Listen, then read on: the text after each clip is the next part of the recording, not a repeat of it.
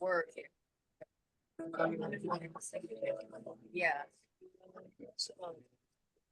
Also, my town is just.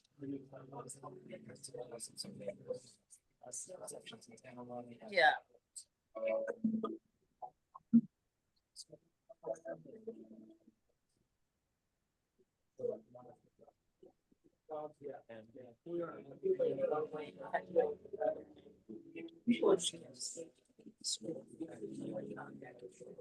There were a couple other Jewish families, but they all went to so just my brother. No, my brother. Just being a Jewish in that town, we can have the house that we in New York City and different places where their whole lives. We were different. Just stepping out of the car. So just rolling out. Yeah. Yeah.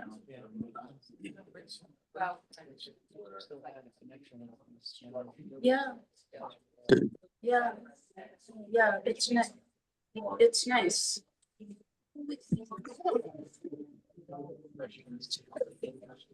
They have much more safety. No, it's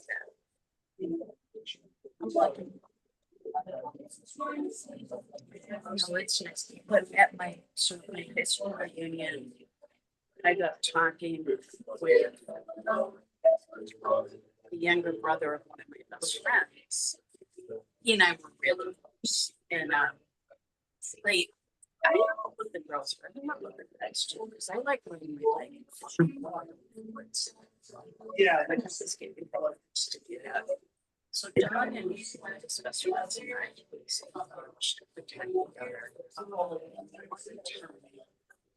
we had to take a break for our lights and we like feeling sad. But anyway, here we are at the meeting, we're talking, and we pretty dances like that. We talking.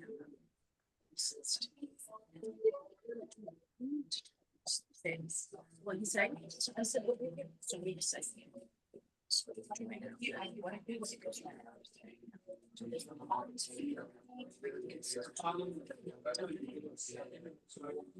I really apologize.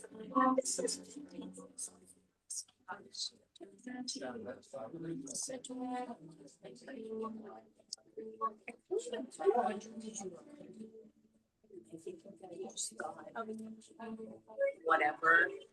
And then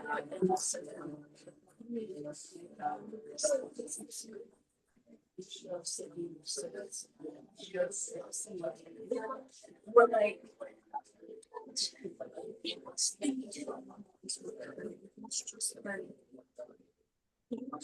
short. This is just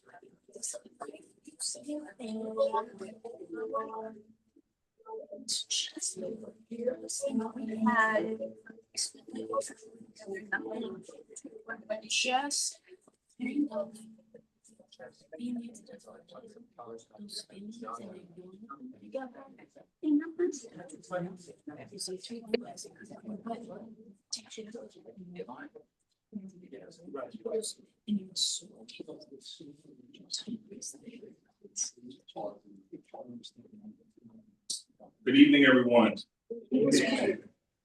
My name is Toussaint Lossier. I am the director of the Social Thought and Political Economy program in the College of SBS here at UMass. I'm also an associate professor in the W.B. Du Bois Department of Afro-American Studies in the College of HFA. And it's sort of that dual role that I play here on campus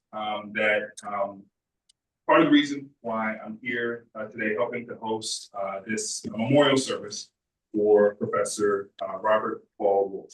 I want to read briefly from the obituary, both the one that you have in the program, and then I'm going to actually add a few additional points from an obituary that his family compiled, just to give you a little bit more information regarding the broader sweep of his life. Robert Paul Wolff, a career-long philosopher and academic, died on January 6, 2025 at Duke University Hospital in Durham, North Carolina. He was 91 years old. Professor Wolff led a wide-ranging public intellectual life as a thinker, author, teacher, and advocate. Born on December 27, 1993, to Charlotte Lottie Orstein Wolff and Walter Harold Wolff, and raised in Kew Garden Hills neighborhood of Queens, New York. Bob Wolff matriculated as a freshman at Harvard University in 1950, at the age of 16, where he earned a bachelor's degree in 1953 at age 19, and completed a PhD in philosophy in 1957 at age 23, with his dissertation, The Theory of Mental Activity and the Treatise of Human Nature and the Critique of Pure Reason. He began his career in academic philosophy as an instructor at Harvard in 1958 and a junior professor at the University of Chicago in 1961, before moving to a tenured position at Columbia University in 1964, where he went on to become the youngest full professor of philosophy in the history of the department. He then left the world of elite private universities in 1971, joined the faculty of the University of Massachusetts at Amherst, and made his home at UMass until his retirement in 2008, first as a professor of philosophy, and then as a professor and director of graduate studies in the PhD program at the Department of Afro-American Studies. And I just want to note that even though Professor Wolff left the world of elite private universities, we here at UMass consider ourselves to be somewhat elite in terms of our achievements when it comes to the world of public universities. While during his time here at UMass, Professor Wolff developed the Social Thought and Political Economy program in 1972. Here I'm reading from the program. Modeling it off of a similar interdisciplinary undergraduate major at Harvard University, for which he had been the first head tutor. As originally conceived, STPEC would task students with taking a combination of courses in the humanities and social sciences, capped by a series of junior and senior seminars. Professor Wolff co-taught the first of what is now the program's focus seminars. He went on to serve as STPEC's first director. Professor Wolff's contributions to STPEC helped to inaugurate what he later described as, quote, a tradition that I think may be unique in American higher education, of developing a major not by consulting the wishes and wisdom of professors, but by responding to the needs and demands of students. In 2023, he rejoined STPEC for our 50th anniversary celebration. Professor Wolff had a long and influential academic career, much of it at UMass Amherst, where he taught in the philosophy and later the Afro-American Studies department. And Professor Wolff really dedicated his time and focus in the Afro-American Studies department to helping to create what is now the second ever PhD program founded in Afro-American Studies in the country. He subsequently served his students as inaugural graduate program director, as I mentioned earlier. He was a beloved supporter of students and an advocate for radical thought and justice. He wrote widely on topics of political philosophy, such as Western Marxism, systemic racism, state authority, political legitimacy, and liberal democracy. He was also active in public debates and popular movements for nuclear disarmament in the 1950s and 1960s, against the war in Vietnam in the 1960s and 70s, and for divestment from apartheid South Africa in the 1980s and 1990s. And it is really a testament to his contributions both to STPEC and to the Afro-American Studies department, as well as his work in the philosophy department, that upon hearing news of his passing, countless students reached out to really highlight the achievements and the impacts that he had made on their own lives. The fact that he pushed his students to read deeply, to think critically, and I think more importantly for many of us in the room here who are academics, who are professors, that he embodied not just a deep level of learning and a high level of wisdom, but also a real commitment to developing the capacities of the students and really pouring into them not just knowledge, but a deep concern for their well-being. And in doing so, leaving a model for many of us who follow in his footsteps. Professor Wolff is survived by his high school sweetheart and second wife, Sue, his sister, Barbara Sear, and sons, Patrick Gideon Wolff and Tobias Barrington Wolff, who joins us here. Patrick's wife, Deanna Schneider, and their children, Samuel Emerson Wolff and Athena Emily Wolff, stepsons, Lawrence Gould, Jonathan Gould, and their wives, Suzanne Gould and Tamara Dyer. And my hope here is that during our memorial service this evening, We'll have a chance to hear from a number of Professor Wolff's colleagues, a number of his students, and also some family members as well, to give us a sense, a well-rounded picture of the impacts that he made, particularly during his time here on campus. And to that point, I want to invite up as one of our first speakers, Sarah Lennox, who was director of STPEC subsequent to Professor Wolff from 1981 to 2012.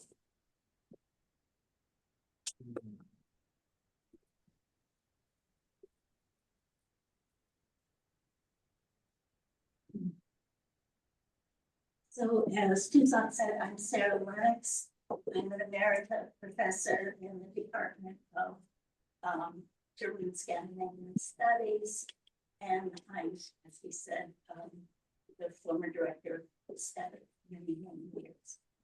It happens that Tucson didn't exactly tell me I was going to be speaking.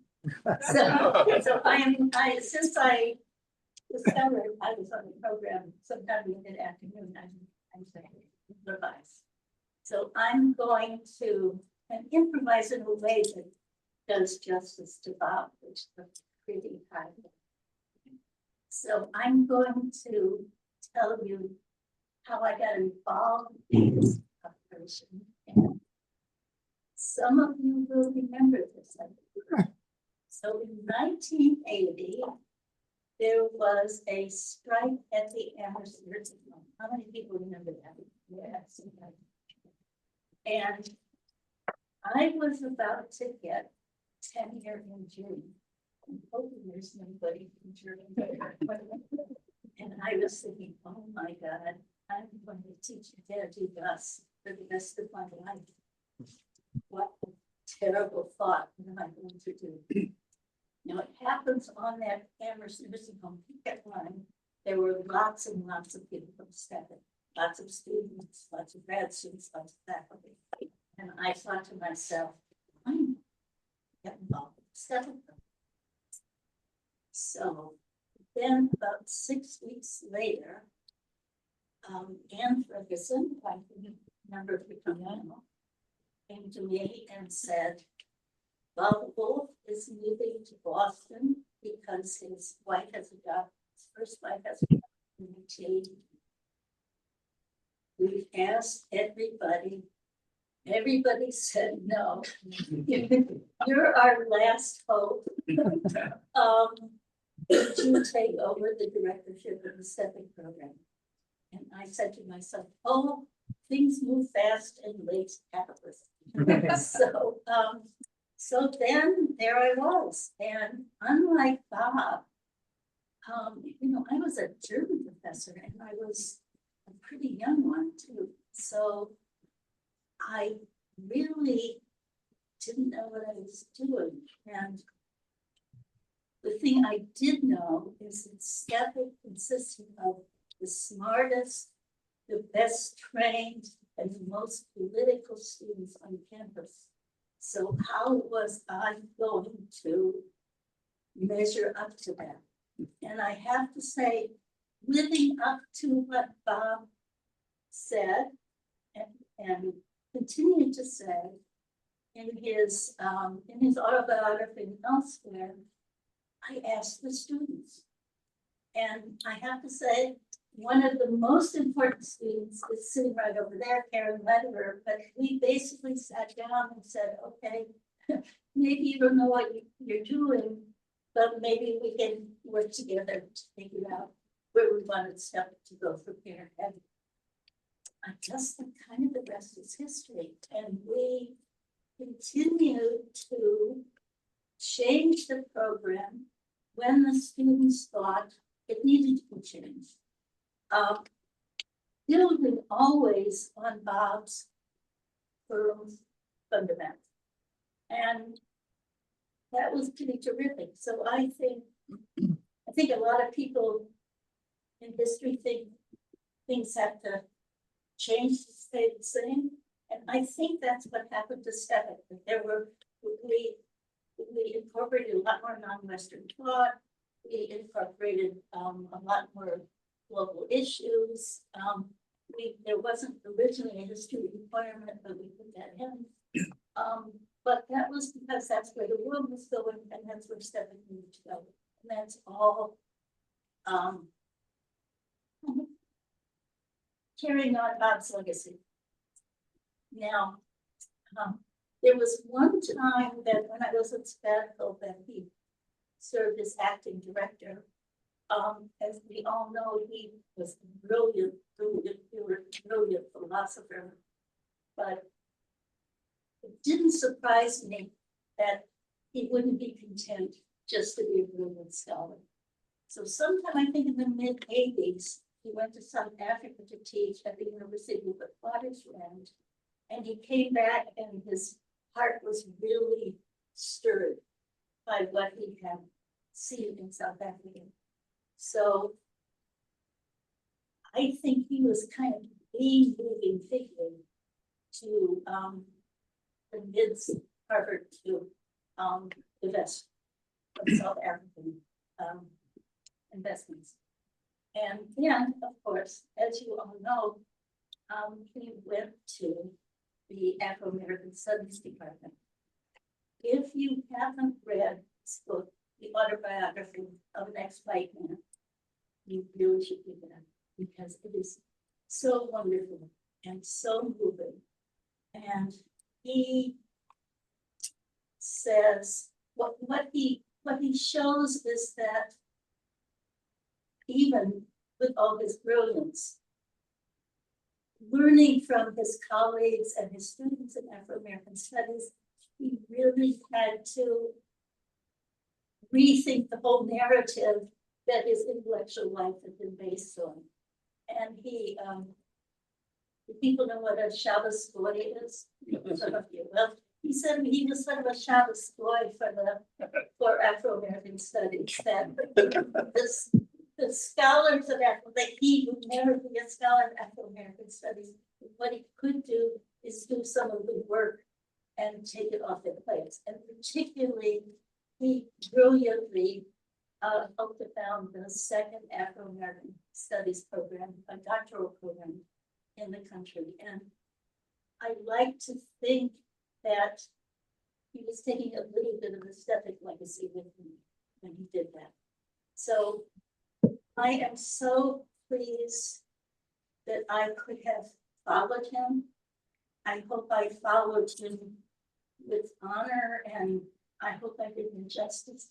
I am so happy that Tucson, who is doing so wonderfully as STPEC director, it's a wonderful thing that Bob did, and it's been going for 50 years, and we're hoping for at least another 50. So thank you, Bob.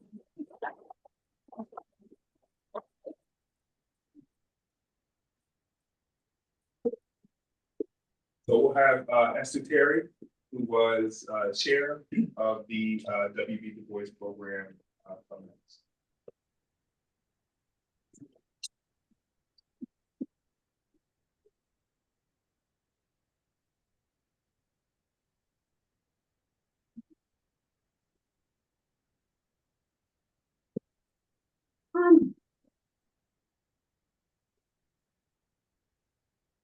Thanks, Sarah, for those words, and thank you very much for stealing this here.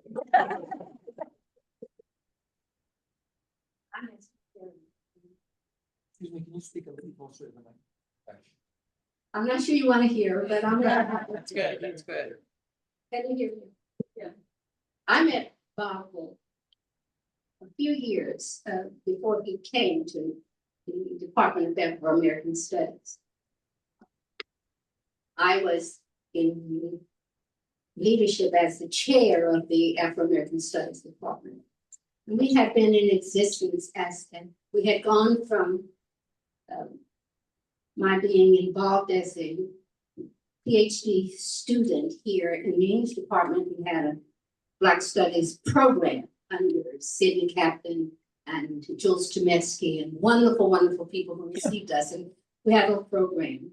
And then we decided that our story is big enough, solid enough, and important enough to warrant more than just being placed in a program. So we did what we had to do and convinced people that we should have a fully fledged department.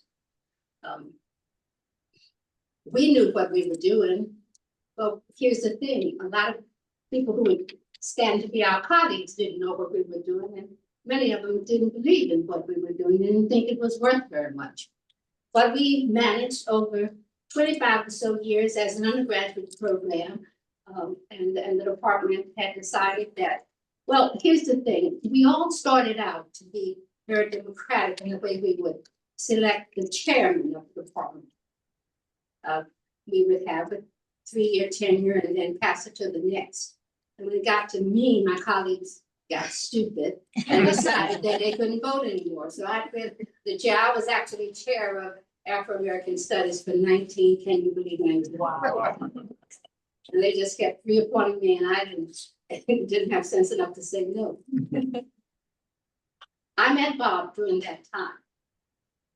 I thought Bob Wolff was the most irreverent, undiplomatic person I had ever met at faculty senate. But he was also one of the most honest and courageous people I had ever met.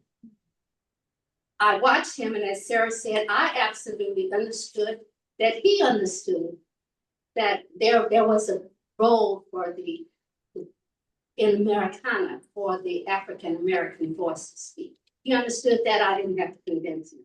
It made him different from a great many of the people who were going to be our colleagues. So when we decided that we wanted to have a PhD program, I decided that I needed somebody to help me do a little footwork, to be the person that would help me convince some people who were on the other side that. And so I took Bob Wolff to the Lord Jeffrey. It's called the Lord Jeffrey. It has changed. The name is no longer there, but the place was there. And the third, I had 2 glasses of Chablis. I remember the window, and it took the 2 glasses to say, will you join us? And he said yes. Well, the rest is really not history, and I don't think you even want to know the history, because it was a wonderful ride. Bob was the soul of integrity, the soul of honesty, and he was by my side and joined our department wholeheartedly, insisted that he was a professor of Afro-American studies, and kept that. What Bob did was what I wish more people today would do. Bob never was quiet when he needed to speak. Think about sin. Think of where we are today when so many people know better, but won't say that. I think of Bob every single day that I watch the news. And if you want to know what he meant to Afro-American study and to our being here, you think of what we need today. You think of what we need today.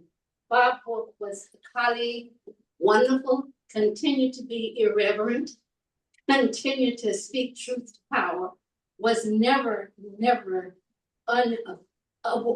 afraid to speak what was true, and always knew what was true. He was the most uncompromising and the most wonderful person. I will miss him, but I can tell you something that's even more important to me than all of that, as important as that is. Robert Paul Wolff became my friend. I knew him as a friend, and I mourn his loss for all of the great things he did as a friend. When I moved to North Carolina, I left here and I went to take an academic position at Bennett College, my undergraduate institution. Bob and Susie had moved down to Chapel Hill, Durham area, and that's not far from where I was in Greensboro. So I called up Bob. And I thought the people at Bennett College, where I was provost, the faculty was moving a little bit slowly. They weren't as forward thinking as I thought they ought to be sometimes. So I called up Bob. I said, Bob, would you come? And again, he said yes. So Bob and I did a little work at Bennett. It was wonderful. He was my colleague at Bennett, and we loved each other and we stood with each other. He shook Bennett's foundations. He really did. He said, who in the world is this white man coming in here? What to do? And then they looked at me and I said, well, did Bob say that? He did that. He said that. Well, maybe you ought to think about that. We had a wonderful, wonderful second relationship. I was always in touch with him. I knew he loved his work he was doing, and he understood what needed to be in the world, in this country. He cared about justice and all of the things that we here care about. And he loved Susan. That we all knew that. We used to go to dinner together at Durham. We found a place that was easily accessible. And we'd all sit together. And one of the last times we were there, having the very same menu every time. We were sitting there. It was after COVID, but people kept the same patterns of existence. So people sat, apart from each other, and we sat indoors on this particular evening. That the last evening we were together at a meal. We all sat together. Bob was beginning to stumble a little bit. His health was not good, but Parkinson's was getting more than he wanted to show, but he mastered it. But the most incredible thing, we stood up to go, and it was Susie who was taking care of Bob. It was so wonderful to see Bob sort of stumbled, and it was Susie who grabbed him and always spaced herself right behind him so that he wouldn't fall. And I thought, this is so wonderful. Well, as we sat there together, we were so happy to see each other because we've been separate too many times now by COVID and a lot of other things that kept us separate. And when we were ready to go, there was a gentleman who was all the way in the back. I thought we had been quiet and I thought we had been talking softly. But when we left, he said, it's a beautiful thing to watch you guys. You are genuine friends. Oh. I was touched. I think about Bob now. We talked together. We were together in our idea about how the world ought to be. And when he was no longer with us, one of the things that I told myself that gave me comfort is that he had so many students, and I know all of them loved him and cared about him, but I was thinking particularly about the African-American students that he had worked with. Those young people have a particular job to do in today's world. And what makes me so happy is that they have a little bit of Bob Wolff in them. So the world hasn't lost Bob yet. I think about the students that he taught and how he absolutely, in our department, showed them by his own action that one can speak truth and one does not have to be afraid. And that, quite frankly, one owes it to oneself to be honest and to be truthful and to really, really be uncompromising in such ways when it comes to deciding how the world ought to be and what we ought to be in. I'm grateful that I knew Bob, and I'll always, always be glad that he said yes when asked.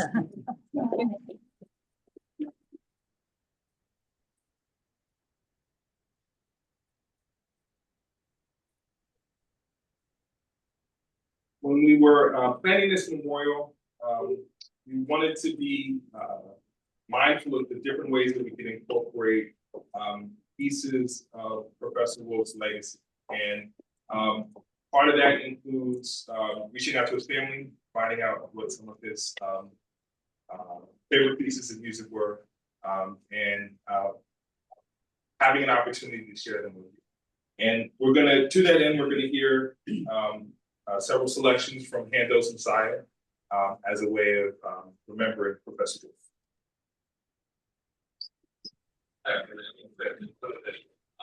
I was brought here by Mariana Ridge, who was a dear professor of mine, and I wasn't in the STPEC program, but she infused as much of that into the music school as she can and everything.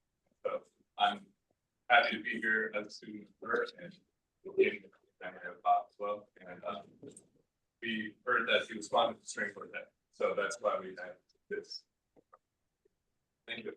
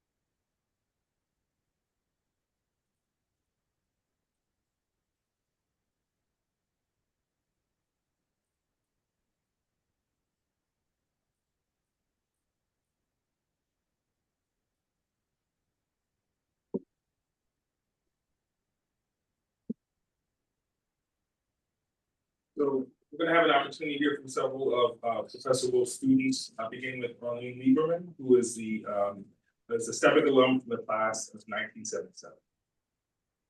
Just a few years ago.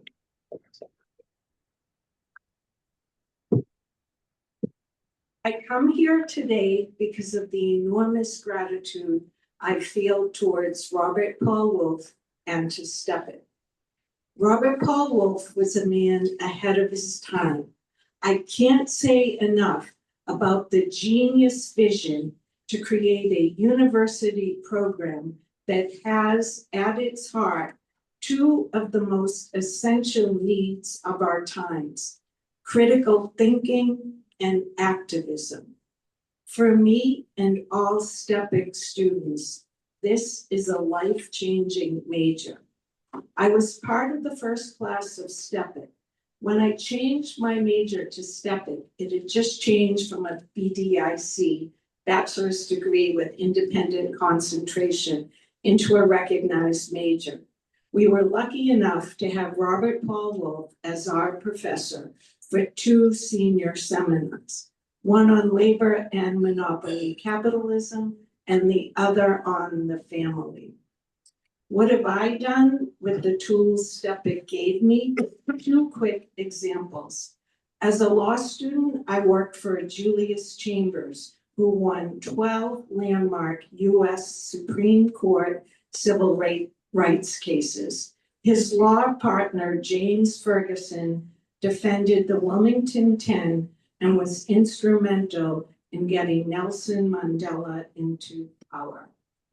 Currently as board secretary to the Peace Institute, founded by world-famous international human rights lawyer Hawa Ibrahim, I am helping to organize an October 3rd to 5th international colloquium where we are bringing dignitaries from all over the globe to Boston.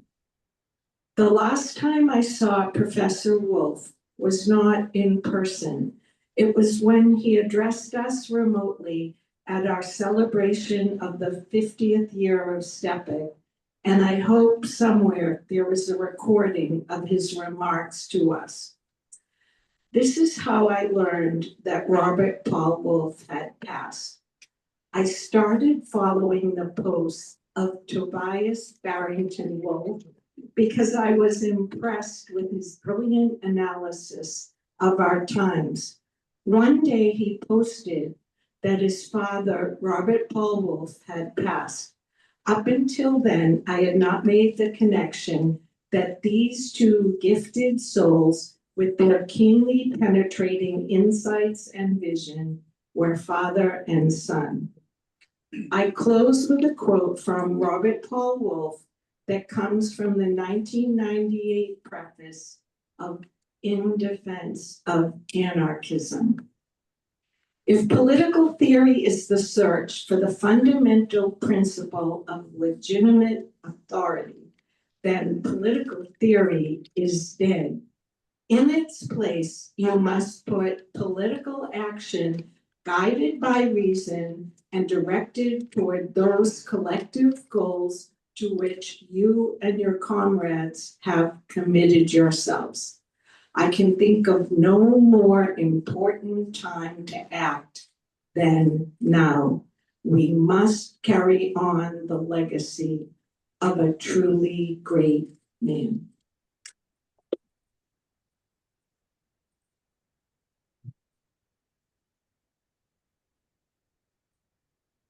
Next, we have Tanya Mears, who's an alum of the Afro-American Studies PhD program from 2005.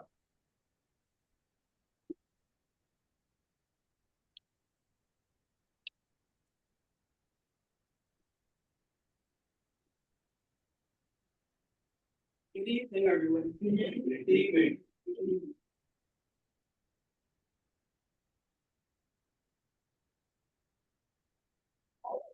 My name is Dr. Tanya Mears. I'm a graduate of the first Afro-Am doctoral program. So I was one of the first students that was picked. And Professor Wolff was my series of first. He called my house and he said, you know, like, if you're looking at any other schools, stop. We want you here. When I came to visit, he picked me up from Bradley International Airport. He brought me to Professor Shari's house, where I had spent the weekend. And if you don't mind me telling a very quick story, when Professor Shari was talking about how irreverent Professor Wolff was when I first came here, the very first paper I wrote as a graduate student, fresh off maternity, completely wide-eyed, naive.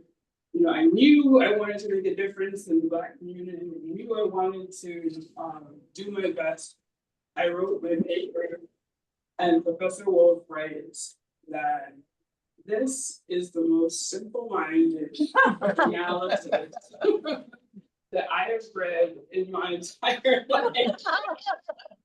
Across the top of my paper. And I don't remember, I really don't remember what that's my but I don't remember what my I don't remember what happened after that, but I just remember like, oh, you know, I mean like I really want to be here. But anyway, when I think of Professor Wolff, I don't just think of a dissertation director. I think of someone who taught me more than writing and analysis. I think of a friend and a mentor who consistently stood beside me during the actual most difficult time of my life. Professor Wolff and I had an inside joke that wasn't a joke at all. When I first arrived at UMass permanently, he met my mom in 1996. And he swore a blood oath, I remember doing this in his living room, that would get me through the PhD program. But he took it absolutely seriously. There were many moments when I doubted I could finish the program. The academic work was overwhelming. My life, for personal reasons, was completely overwhelming. Sorry. It was those times where he'd remind me of his blood oath. So that Professor Wolff pushed me to the challenge by putting one foot in front of the other, by expecting one page of my dissertation every day, no matter what. However, what I cherish most about Professor Wolff are not simply his academic lessons and his support, as valuable as they were. It was his humanity. It was the kindness of his words. It was his elastic patience with me. He treated me as someone who mattered deeply to him. Sorry. He taught me how to swing dance. Oh. Sorry, I'm lost now. So to be seen and supported in the way that Professor Wolff did is a precious gift. I miss Professor Wolff greatly, and as surreal as it sounds, my first instinct when I was writing this document was to email him and ask him, what do you think?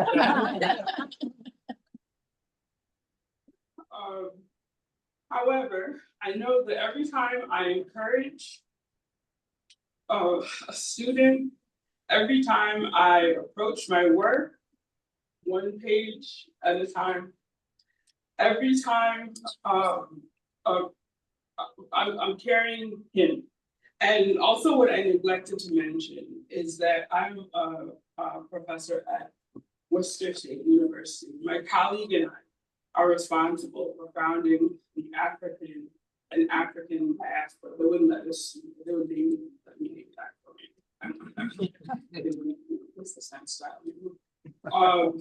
So African diaspora.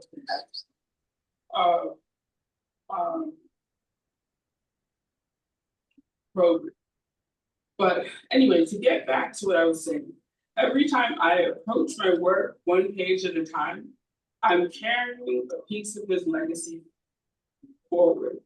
And for that and so much more, I'm profoundly grateful. Thank you.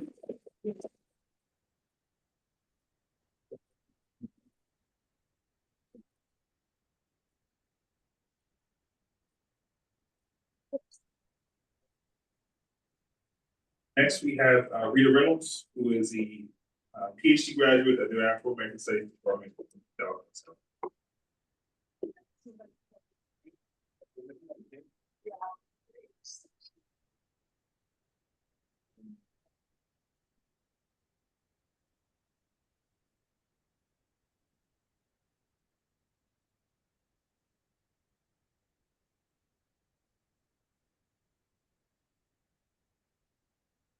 Everybody, this is a little weird for me because I typically like to print stuff out, but I wasn't able to. I should have done it before I left, but you know, all historians have to go ahead and revise, continually revise, right? So I figured I'll kind of be like my students and I'll read from my phone. Well, not convincing. I'll be very good at it. I just want to sort of thank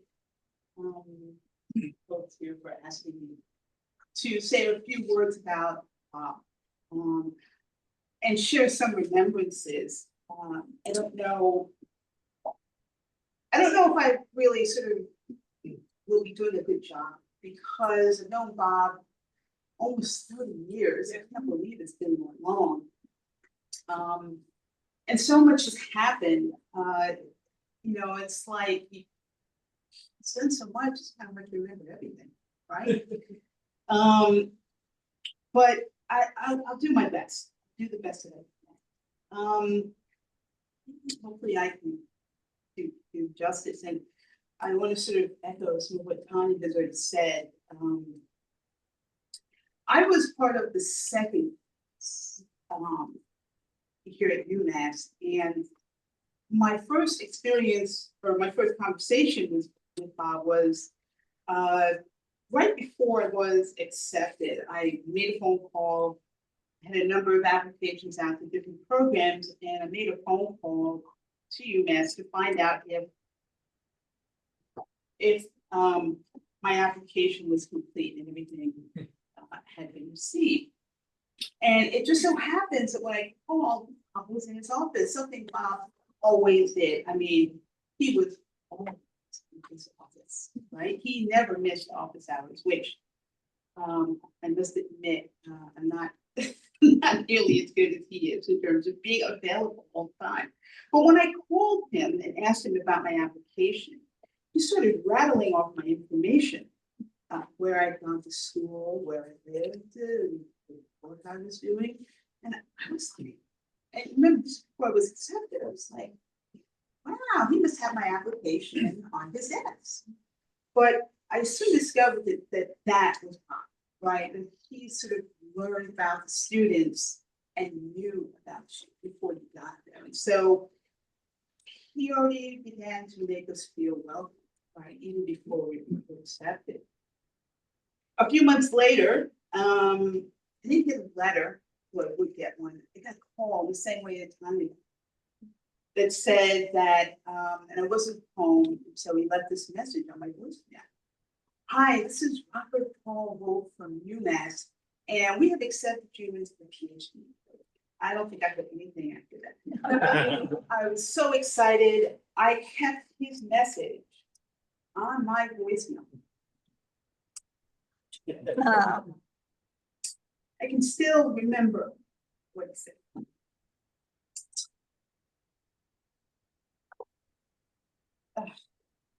Now I lost my place on it.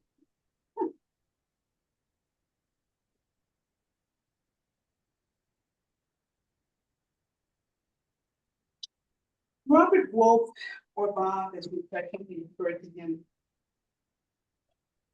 was many things to African American PhD students in the early years of the program. After calling us,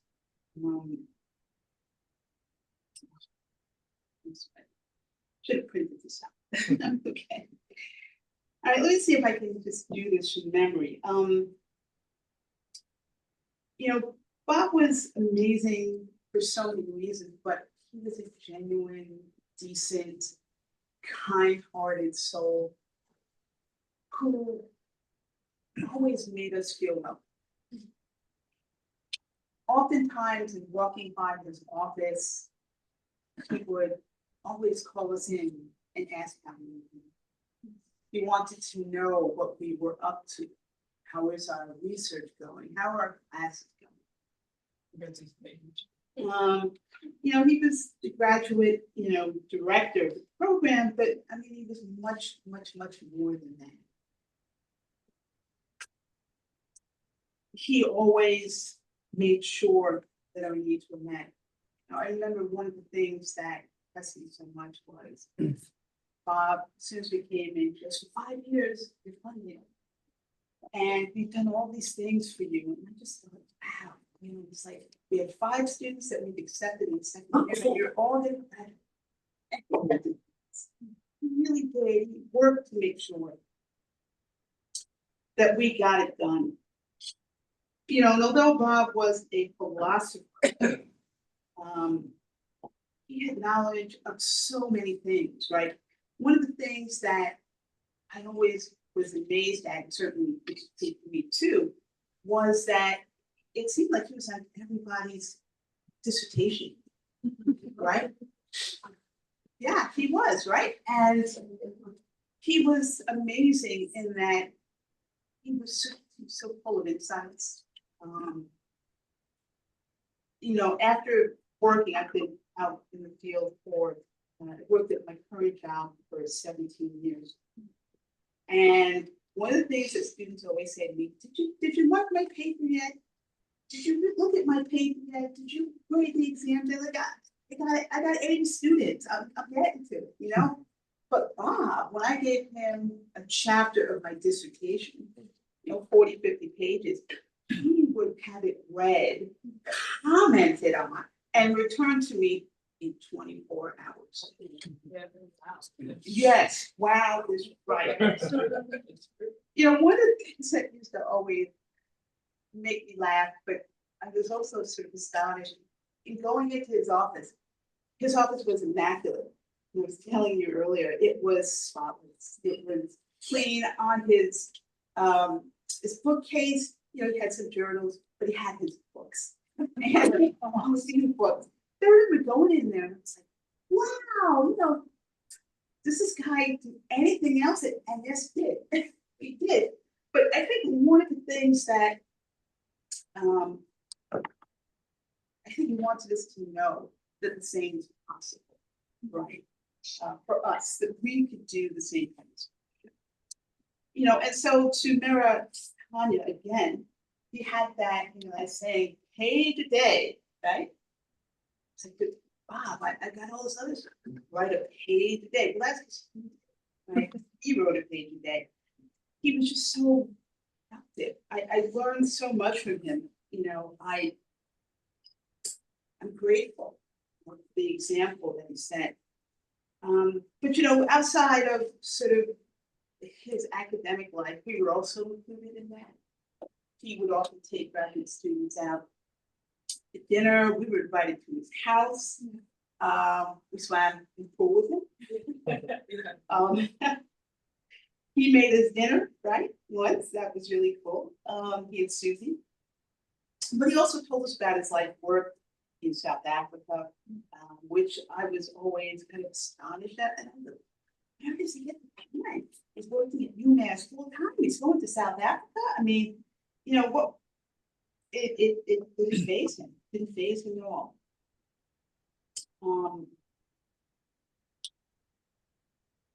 Yes, and then there was his, and this I think probably impressed me more than some other things. It's when he took up a musical instrument, and he would tell us, he would come in and tell us about what he was doing, and I just, this was wonderful. He never seemed very busy, but he got time for it. So he invited us to his recital.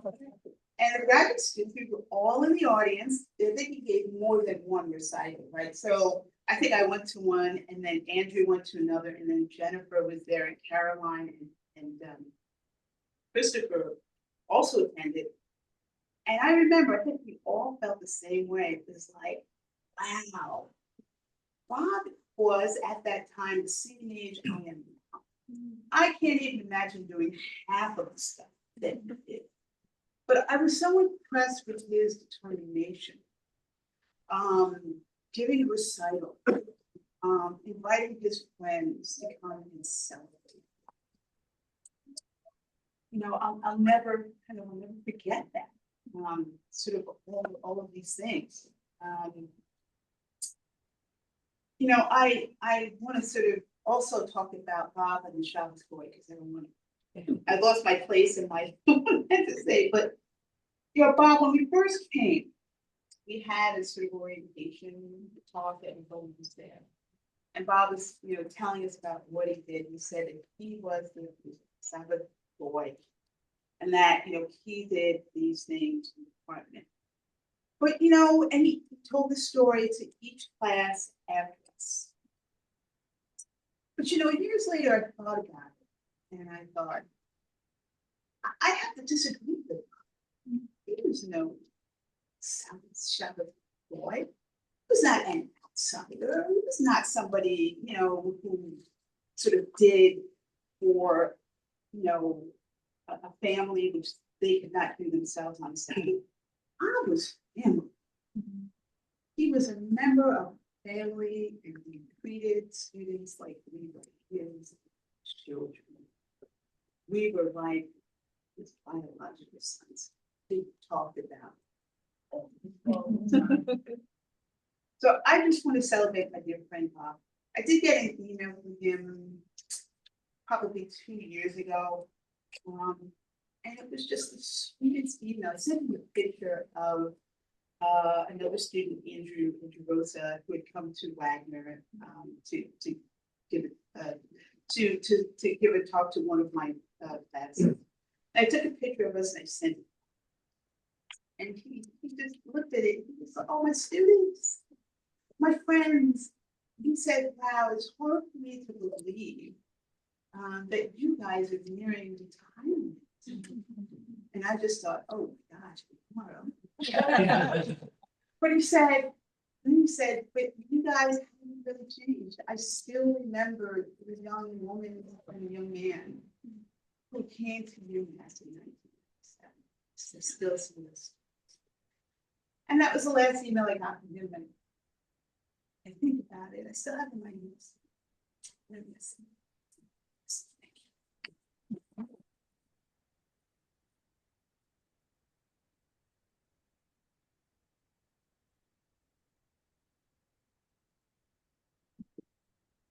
So next, we're gonna have Tobias Wolff, and we will, after Tobias, have some time for folks in the audience if they want to share some remembrances. So you need to take notes in your phone, like the kids, or if you want to write a few things down, what have you.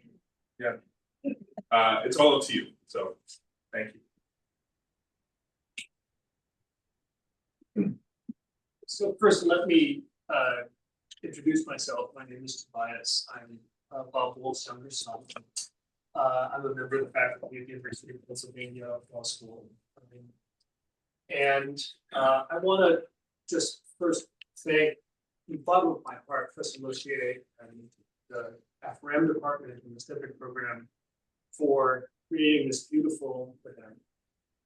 And I think that my duty to my dad today is to take this time to try to offer the right kind of profound thanks to the FRM department, drawing on all that I know of Dad, and to offer a form of an expression of gratitude that maybe my dad wouldn't have been able to offer himself. To know my dad was to know a storyteller. He delighted in regaling people with stories, often stories where he was the central hero, in which he would talk about the trajectory of his career and the extraordinary role that he played and was witness to in the intellectual history of the mid to late 20th century, and also stories about his own life and his childhood. My dad was born and grew up in Beverly Hills, Queens. in a tiny little row house, a 2-story row house that I visited with my brother when we were little kids to see my grandparents. And it was about a 700 square foot house that was the home to my dad's father, Walter Wolff, his mother, Lottie Wolff, and his brilliant older sister, Barbara Searle, who had just had her 95th birthday and is watching us right now. Yeah, Barbara. And the stories about my dad that he would tell are legendary. My dad delighted in sort of giving his stories a legendary quality, and they were entirely warranted. But I think part of what is important about the home that my dad eventually found in Alpharam relates to the portions of his story that he didn't spend time with. My grandfather, my dad's father, Walter Wolff, was a teacher and eventually a high school principal. And he was a kind of prickly, imperious man who had a very decided view about his own importance and how he should be treated. And he was also a very serious, indeed, I think it's fair to say, catastrophic alcoholic. And my father and my aunt grew up as kids in this tiny little house in what was then the very farthest reach of developed residential New York City, with a man who would consume 1/5 of hard liquor many days and created a dangerous household for him. Dangerous emotionally and dangerous in other ways as well. And my dad and my aunt both had to fashion for themselves a path that would lead them out of the aspects of that unsafe household that they needed to leave off. And they both, in very different ways, I think, did that. But part of why I mention this is that in all of the stories that my dad would tell about himself and about his childhood, he was living in that house when he met Susie, the love of his life.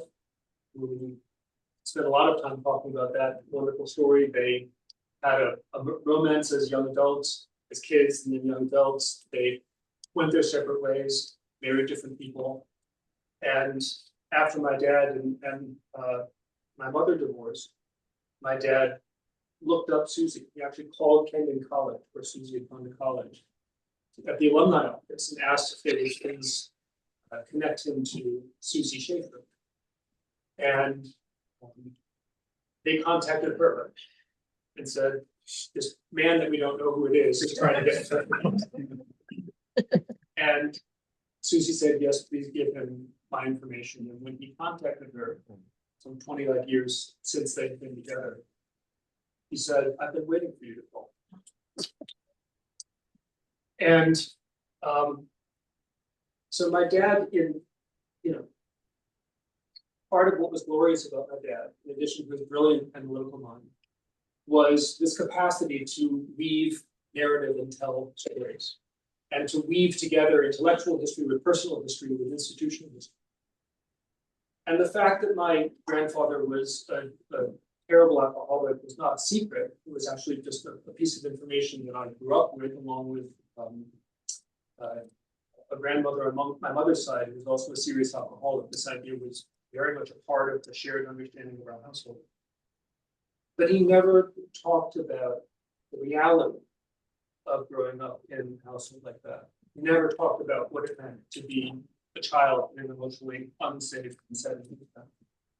One of the phrases my dad would often invoke, which he includes in Autobiography of an Ex-White Man, the blasphemously named book that he wrote, stealing, of course, paying homage, I should say, to the title of James Weldon Johnson's great novel about the pain of navigating racial identity in white supremacist culture. But one of his often invoked phrases was to say, you know, when Sigmund Freud would talk about his experience as an analyst, he would say that if there was one subject that it was not permitted to discuss in the analysis, that eventually the entire analysis would become about that subject. And I've often thought about that in my dad's decision not to make the reality of the household he lived in a part of his story.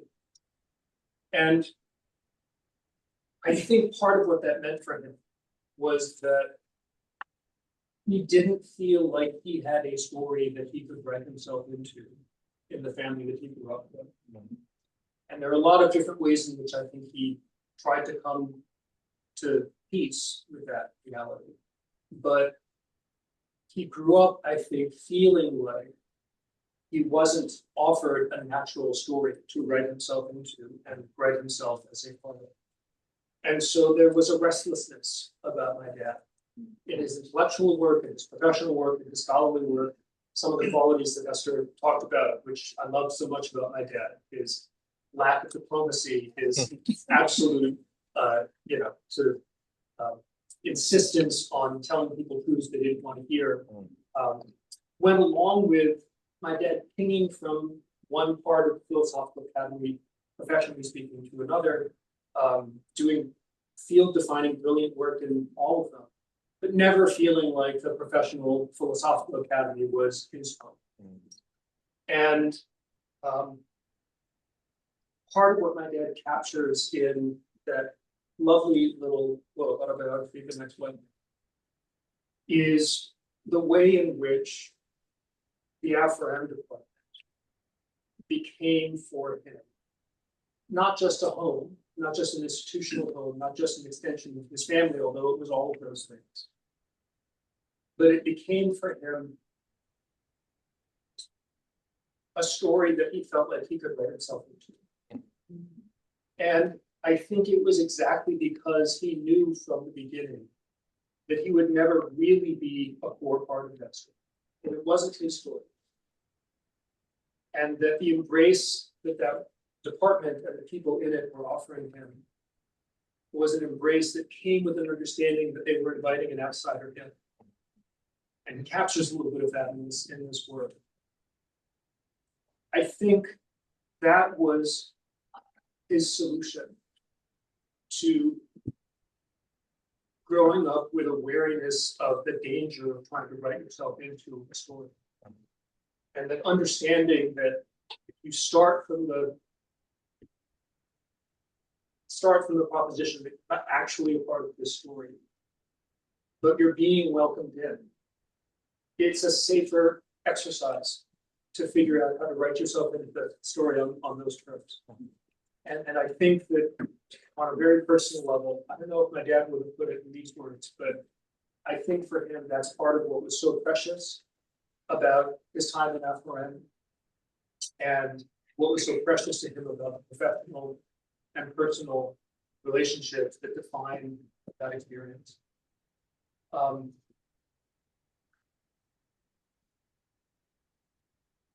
One of my greatest wishes for my dad for my whole life was that he could find a kind of satisfaction and clarity in the position that he occupied in the world, not just being sort of big deal academic, which he would tell people all the time. But in being a person who impacted the lives of others and whose presence mattered to others and who people loved deeply. And I think at his core, he didn't always believe that. And I think struggling to grab hold of that belief was one of the constant dynamics of my dad's life. And rashness was sometimes one of the ways that he would keep people at a distance so that he didn't have to figure out if these people really accept him. And the love and acceptance that he received in the department was, I think, one of the two most important relationships in his life, along with his family. And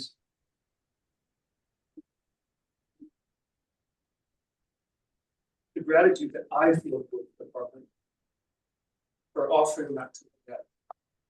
And I think the gratitude that he felt and tried to capture in his little monograph are, for me, one of the most important legacies of this time here. The fact that he impacted others so regularly was something that, as I say, he told this a lot because he couldn't really accept it. But I saw how it impacted him to become a part of this family. I saw how much happiness it gave. And it is something that I will always be grateful for. Let me close with just a brief story about my dad's last chapter. The last 7 months of my dad's life were very difficult. Esther mentioned that he had advancing and advanced Parkinson's, which left him mentally and cognitively unimpaired, but physically with greater and greater limitations. And last July, in a period of time when he had a fall and had a brain injury and was in the ICU in and out for about 5 weeks. It's a terrible period. And during part of that time, my dad was in the ICU. He had gone up and down. I spent most of those 5 weeks with him in the hospital, and I was spending the night with him when it looked like things were going in the wrong direction. And I started reading to him from Plato's Republic. He was, appeared to be in a deep coma, but I thought, I want him to hear words that he knows, like he knows his own name. And so I started reading from the Republic, the story of Socrates walking along the road. And the next day, he started planning further, and it looked like we had to make some very difficult decisions, and I was in the room with him in the process of trying to make those decisions. And he started reviving. And he came out of what had looked like a coma. And he opened his eyes, he gestured, and he started speaking. This was something that we not thought was going to happen. And he said to me, with a hand gesture that anyone who knows him will recognize, enough of Socrates.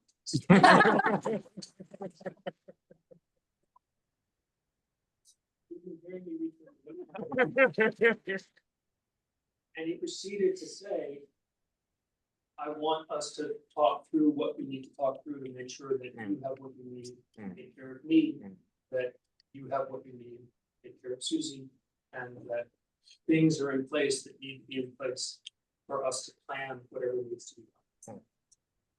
That's who he was. In the moment of extremes, when he was coming out of his brain, deciding whether it was time to shut down. And we had 6 more months with him after that, 5.5 more months. And they were difficult sometimes, and my dad was taken away from us too soon.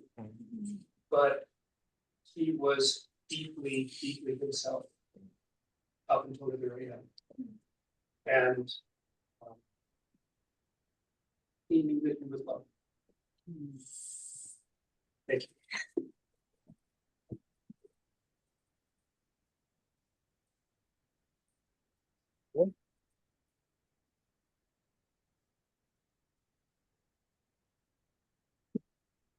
So we have planned for a reception upstairs once we conclude the memorial, but we do have some time if there are any in the room who want to share any remembrances, memories, so on.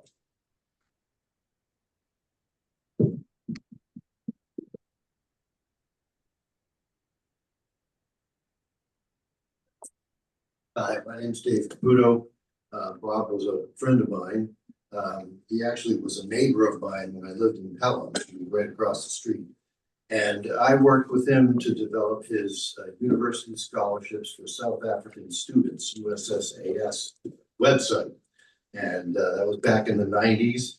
And we had a very enjoyable time working on that. And he got a lot of mileage out of that program and wound up providing scholarships to, I think, literally thousands of students. And I just want to say he was a great guy, and I do remember him fondly. That's why I wanted to show up for this event. Thank you.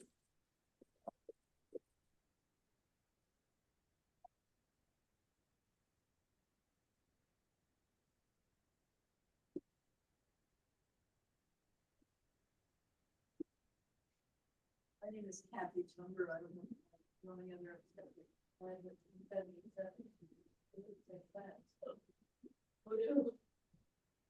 Oh, sorry. I really appreciate hearing what everybody had to say about Bob. I didn't know him very well. He was just starting with STPEC. And I was just starting to fall apart in my senior year. So I wasn't very present for the seminars that he gave, but he was very, it's very interesting to me to hear what so many people are saying. It was just exactly the right program for someone like me at that time in my life. And I continued to go in various directions in terms of disciplines and careers and peripatetically. And I'm just very grateful to him for putting this program together. I was so well certified, even though I wasn't only half present during the 7th seminar. Thank you, everybody.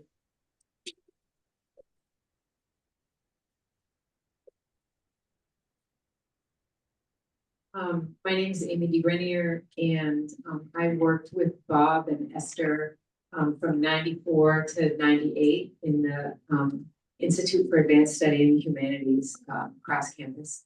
And we ran a academic support program through the Springfield Public School System. And he hired me over the phone on his way to Paris for his 60th birthday. And I moved out here and took a job with him and Esther, and they changed my life.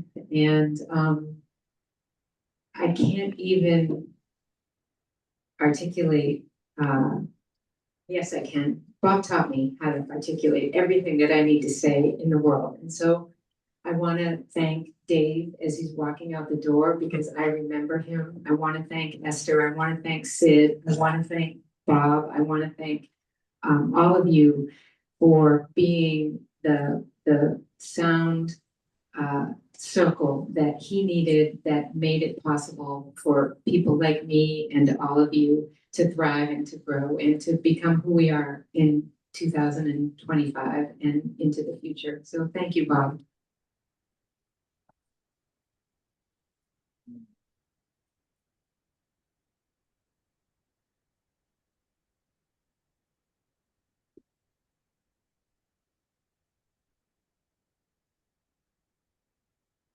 My name is Kim Leone.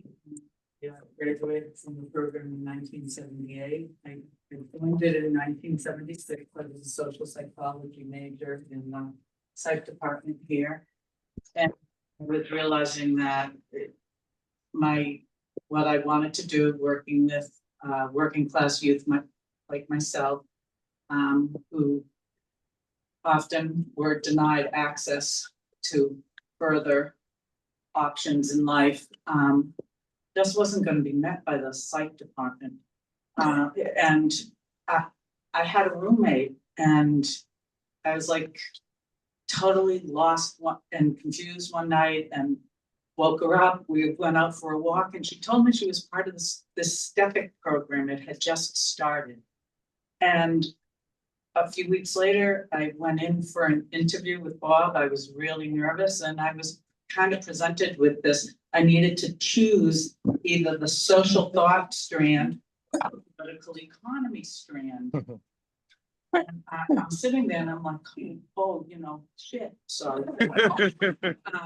And I said, well, really, what I want to do is combine these two strands, because to work with the kids that I want to work with, I need to understand the social, psychological, societal dynamics, but I also need to understand how class impacts them. And I left thinking, well,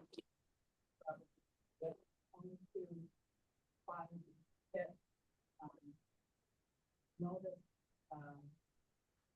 a week later that I had been accepted, and when I went to the program, it wasn't the club, but the graduate students who were doing kind of like the day-to-day operations showed me the photo of my interview, and on the front of it was written, "Get her into the program!"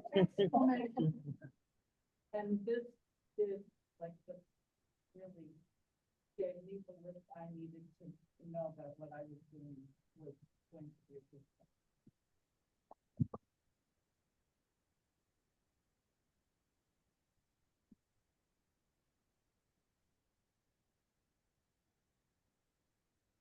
Dr. Chris Mulvaney, I arrived here in the fall of '76. And I had a funding from the history department in my PhD.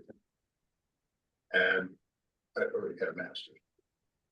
And when I went in to meet with the advisor there, I walked out knowing there was no way I was gonna succeed in the history department. They didn't want me. It was real clear, and I went, hey, you knew what I was studying, and anyway, walked out of there in total shock. And learned that Paul Wolff was teaching seminar on Marx and Weber. Boy, man. And I went, man, I read a lot of stuff, and it's what I want to study. And that changed everything. I signed up for that seminar. I got a name. And I got switched over to the political science department, but I didn't get money. I guess money's not transferable from one department to another. And over the course of the next couple of years, well, Bob asked me to TA for him in the social theory, introduction to social and political theory class. And I will never forget the first day of that class.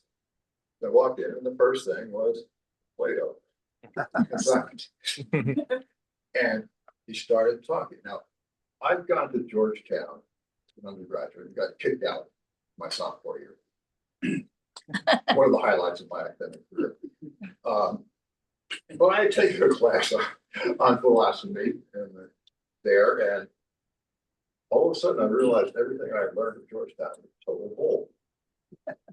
Absolute total bull. And I immediately started taking furious notes, because all of a sudden the Republic and Plato's structure of Plato's philosophy was laid out in absolute clarity on the board. So a couple of years later, or a year later, I taught a junior seminar class and eventually got my degree, and never had an academic career, but his impact on my thinking, his support, and his humor, his insight. And I gave him a paper to read, or he always got it back the next day. It always had insightful comments, and they were ones that I frequently went, "Oh, that's good. Oh no, hold it, what? Oh, I see what you're saying." And it was wonderful. He had a huge impact on my thinking, my life, and it was great to be in contact with him again through the Philosopher's Stone blog and emails about stuff, and it was just wonderful. He had a huge impact on my life. I love the guy.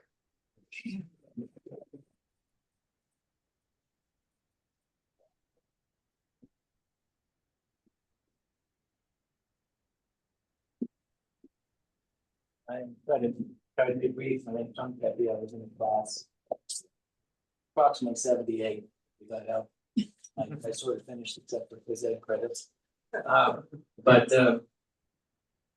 I had Professor Wolff in an introduction to philosophy course, and I that he taught it, and there was a course on the French Revolution that our class the lecture, and it's just amazing. We were all rapt, sitting there listening to his explaining this all to us and the origins and how we got there and what it meant, the significance of it. But I didn't really have, I mean, he graded some papers, he gave me some good feedback. I didn't really have a personal relationship with Professor Wolff, but I feel like throughout my life I did because of his ideas.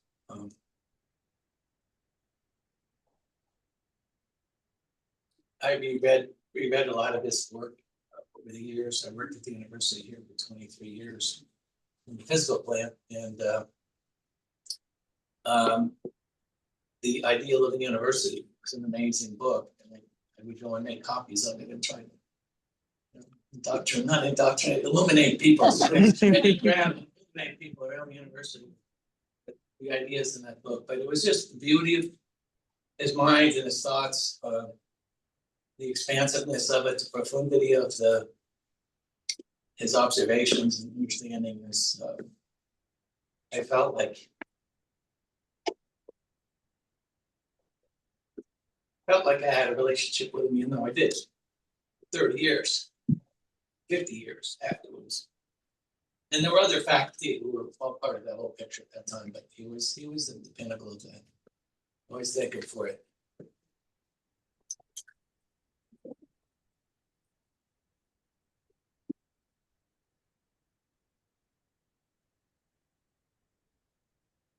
So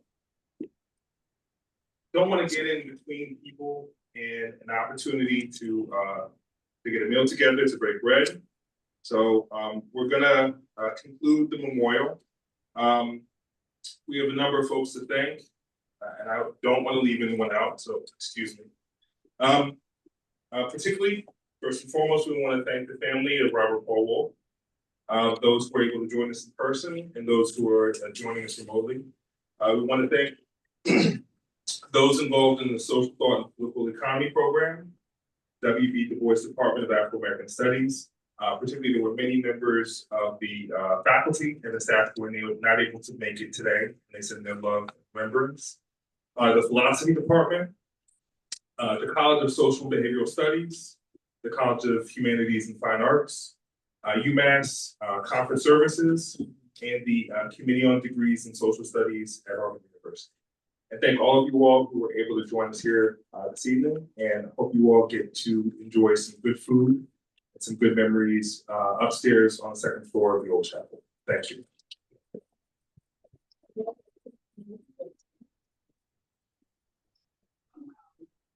Thank you for putting this together.